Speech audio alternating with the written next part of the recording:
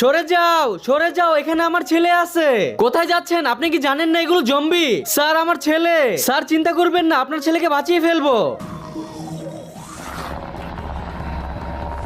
চিন্টু, পুরা শহর খালি হয়ে গেছে, চুরি করার এটাই সুযোগ। আরে ভাই, পুলিশ আছে, কিভাবে যাব? এই জাদুওয়ালা ছাতার মাধ্যমে। তুই এদিকে যা আর আমি ওদিকে যাই। আরে আরে বাপরে, এখানে দেখি জম্বি। ভাই আমাকে বাঁচা, এখানে জম্বি। আই হাই, উফ, একটুর জন্য বেঁচে গেছি। এই তো আশেপাশে কেউ নেই। সরে যা ভাই।